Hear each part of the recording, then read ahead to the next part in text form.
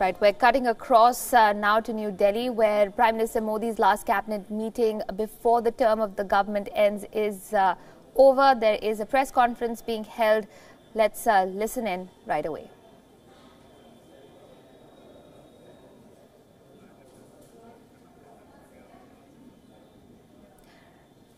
Remember, the Modi government is expected to make a few last-minute steps ahead of the 2019 general elections. The Election Commission is yet to announce the polling dates. Now, once those are announced, the Model Code of Conduct will come into effect, preventing the government from taking any major policy decisions. We are, of course, waiting to hear what Mr. Arun Jaitley has to tell the press about that cabinet meeting, the last one. Expectedly, we're going to listen in from Mr. Jaitley in just a short while from now. It's likely that a few key decisions are announced ahead of the Model Code of Conduct coming into play the moment the dates for India's general elections are announced.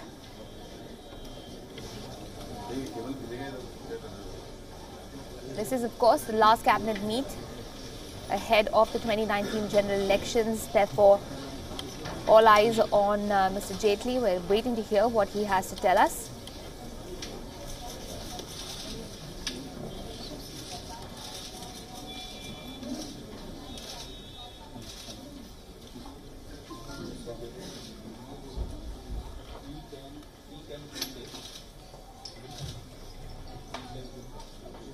He is, of course, joined by Ravi Shankar Prasad as well.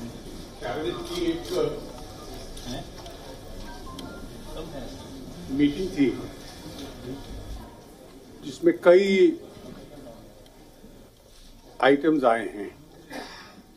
मैं एक serial order में आपको बतला देता हूं।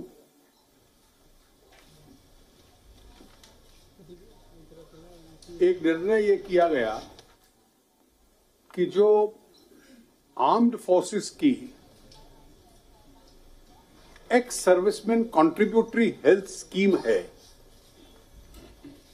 जिसमें सभी पुराने सोल्जर्स आते थे, उसमें कुछ एक्सक्लूडेड कैटेगरीज थी और उन एक्सक्लूडेड कैटेगरीज में आज भी वर्ल्ड वॉर II के वेटरन्स हैं या उनके स्पाउसेस जो आज भी हैं, emergency commissioned officers, short service commissioned officers और प्रीमैच्योर रिटायरीज। इन चारों कैटेगरीज में जो एक्स सर्विसमैन हैं और उनके स्पाउसेस, ये जो ex serviceman contributory health scheme है, इसकी सुविधा अब उनको भी प्राप्त होगी। उनमें से जो भी चाहे अपना कंट्रीब्यूशन देके इसमें शामिल हो सकता है। इन 3 कैटेगरीज में अब कितने आते हैं, अंदाजा है कि लगभग 45,000 परिवार कवर होते हैं, और जिसमें जो एक्स सर्विसमैन प्लस उनके स्पाउसेस इस स्कीम के अंदर कवर होंगे। एक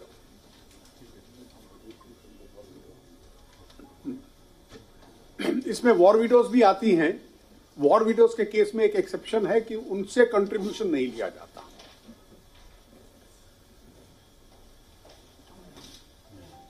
ये जो शुगर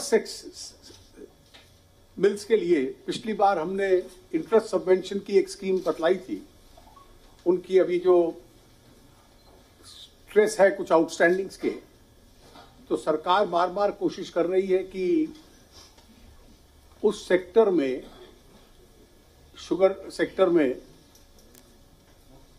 मिल्स की इनकम ऑगमेंट हो, तो उसके लिए एक एथनॉल प्रोडक्शन कैपेसिटी और इंक्रीज्ड कैपेसिटी की सुविधा उनको दी थी। उसको ऑगमेंट करने की दृष्टि से आज सरकार ने एडिशनल फंड्स की रिक्वायरमेंट उसके लिए प्रोवाइड की है। ये एडिशनल फंड्स 2 कैटेगरीज में होंगे। इसका डिटेल नोट आपको विभाग से आ जाएगा।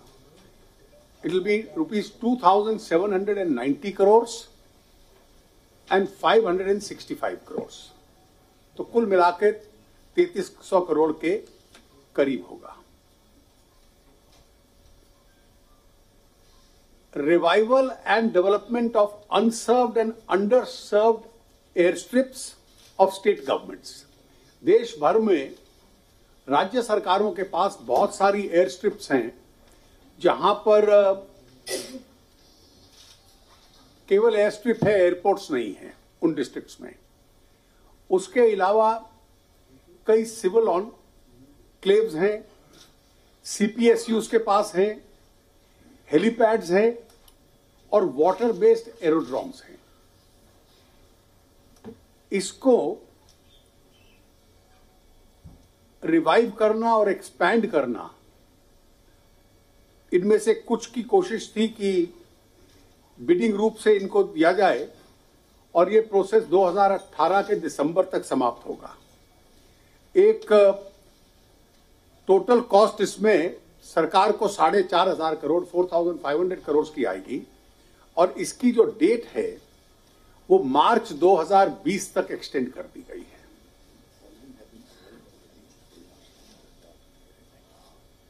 और इसमें से कुछ ऐसे हैं, नागार्जुना सागर, उरमंगसो reservoir, Guwahati river front, statue of unity, Sabarmati river front, Shatrunjay dam. इसकी डिटेल आपको मिल जाएगी जो ऑलरेडी अवार्ड हो गए हैं क्योंकि ऑनगोइंग प्रोसेस है, इसको एक्सटेंड कर दिया गया है. एक पावर सेक्टर के संबंध में कुछ इंपॉर्टेंट निर्णय थे और एक निर्णय था कि जो स्ट्रेस्ड थर्मल पावर प्रोजेक्ट्स हैं उनके स्ट्रेस को कम करने की दृष्टि से और उसके प्रोसीजर सिंप्लीफाई करने के लिए, और विशेष रूप से इनमें कई प्लांट्स ऐसे थे जिनके पास पीपीएज नहीं है और इसलिए कोल उपलब्धि के उनको चैलेंजेस होते थे. तो एक पॉलिसी इस पे बननी थी जिसके लिए एक जीओएम बना था और उस जीओएम की रिकमेंडेशंस आज कैबिनेट के सामने आई थी और उस जीओएम की रिकमेंडेशंस को आज अप्रूव कर दिया गया है. ये जो डिटेल्स में मैं इसलिए नहीं जा रहा, बहुत सारे आइटम्स हैं और आपको कंसर्न मिनिस्ट्रीज से इसके नोट्स आ जाएंगे. एनएचपीसी की, ये जम्मू कश्मीर के संबंध में है, जो चेनाब वैली प्रोजेक्ट है उसमें एनएचपीसी की इन्वेस्टमेंट और approval for construction of Kiru hydro electric project, इन दोनों के संबंध में आज कैबिनेट के सामने आया था जिसको कि अप्रूवल दी गई है. एक लैंको का जो तीस्ता हाइड्रो प्रोजेक्ट था, ये बैंकरप्सी कंडीशंस की वजह से उस प्राइवेट कंपनी का प्रोजेक्ट आईबीसी के सामने था. इस पे एनएचपीसी की बिड हाईएस्ट थी और क्योंकि पब्लिक सेक्टर की बिड हाईएस्ट थी उस प्रोसेस की वजह से, तो इसको एनएचपीसी को टेक ओवर करने की अनुमति दी गई है. बक्सर बिहार में एक 1320 मेगावाट का thermal power plant to be developed by SJVN thermal private, a subsidiary of SJVN limited, इसको अप्रूवल दिया गया है. उसी प्रकार से Khurja super thermal power project in Uttar Pradesh and Amelia coal mine in Madhya Pradesh, इसको टीएचडीसी इंडिया लिमिटेड उसकी इन्वेस्टमेंट को इस पावर प्रोजेक्ट में और इस साथ अटैच्ड माइन जो मध्य प्रदेश में है उसके लिए अप्रूवल दिया गया है. रेलवे विभाग की तरफ से नारायणगढ़ जो वेस्ट बंगाल में है उससे लेकर भद्रक तक 155 किलोमीटर का रेलवे लाइन है.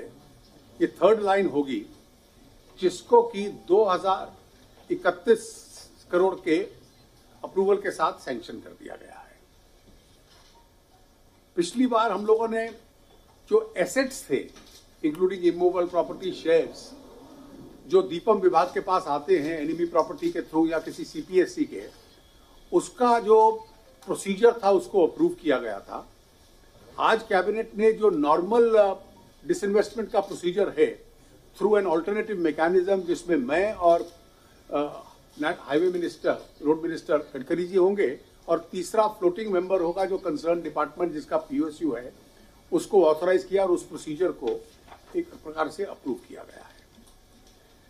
एक बड़ा निर्णय मुंबई के संबंध में है कि Mumbai urban transport project phase 3A, इसमें लगभग कई रूट्स हैं जो इसमें इन्वॉल्व होंगे। उसकी एक्सपेंशन और मॉडर्नाइजेशन के लिए, एक्सपेंशन की जो न्यू मुंबई एरियाज वगैरह बन रहे हैं मुंबई के आसपास, वहां तक पहुंचे, और मॉडर्नाइजेशन इस दृष्टि से कि वहां एक्सीडेंट्स काफी होते हैं क्योंकि पैसेंजर्स का ओवरलोड है, तो उसके modernisation, automatic door closers etcetera, इसका एक बहुत बड़ा प्रोजेक्ट रेल विभाग का आया था, जिसकी टोटल कॉस्ट 54,777 54,777, उसको आज मंत्रिपरिषद ने अप्रूवल दिया है। और इसमें गवर्नमेंट ऑफ इंडिया और स्टेट गवर्नमेंट का पार्टिसिपेशन रहेगा इसकी फंडिंग में।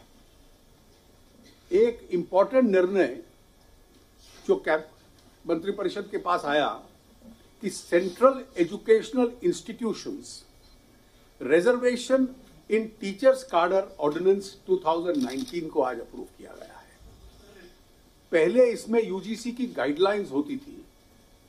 उन गाइडलाइंस के संबंध में इलाहाबाद हाई कोर्ट ने और सुप्रीम कोर्ट ने यह फैसला किया कि कंसर्न्ड डिपार्टमेंट्स जो हैं यूनिवर्सिटी के, उनको एक यूनिट माना जाएगा, और इसमें तीनों reserved categories SC, ST, OBC, इस निर्णय की वजह से उनका रिप्रेजेंटेशन बिल्कुल कम हो गया, कुछ का तो नेग्लिजिबल हो गया, और इस वजह से लेकर उस अंडर रिप्रेजेंटेशन को करेक्ट करने के लिए आज जो सेंट्रल एजुकेशनल इंस्टीट्यूशन रिजर्वेशन इन टीचर्स कार्डर है, एक्ट है, उसको, उसके संबंध में एक कानून बनाया गया है और ऑर्डिनेंस के माध्यम से, और उसका मूल सार ये है कि a university will be taken as one unit.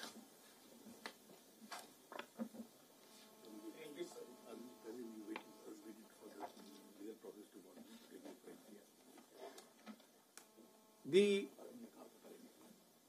Cabinet approved the Central Educational Institution Reservation and Teacher Cadre Ordinance 2019. This has been necessitated because earlier this field was governed by UGC circulars, and interpreting those UGC circulars, the Allahabad High Court had said, delivered a judgment which was upheld by the Supreme Court, that every department should be independently taken as a unit. And the roster which was formulated resulted in either under-representation or negligible representation of SC, ST and also OBCs. And therefore there was a demand that the anomaly created by this should be undone. This matter was considered. The government had said that we will wait for the judgment of the Supreme Court and the review proceedings.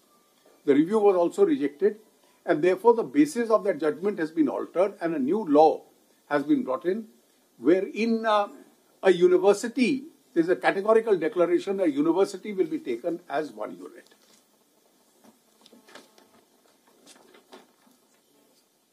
Border areas में जो flood management है, उसका जो programme चल रहा था 2000, उसको extend कर दिया गया है 19-20 तक, और इसके लिए टोटल आउटले ₹3,342 करोड़ की है। सिमिलरली जो नेशनल एड्स कंट्रोल प्रोग्राम है, जो 2020 में समाप्त होना था, उसको 3 साल के लिए और एक्सटेंड कर दिया गया है on an outlay of ₹7,300 crore. 50 new Kendriya Vidyalayas. The government in principle took a decision, even the areas have been identified, which the HRD ministry will today let you know. आज देश में 12,002 केंद्रीय विद्यालय हैं और 3 विदेशों में हैं, 50 और हैं। इनमें से बहुत अधिक संख्या में जो वहां है जहां सेंट्रल पैरामिलिट्री फोर्सेस डिप्लॉयड हैं, उनके परिवारों के लिए यह सुविधा एजुकेशन की। All right, so that is Union Minister Arun Jaitley making an announcement on the key decisions that have been taken ahead of course, the Model Code of Conduct coming into play. This was the last cabinet briefing of the Modi government.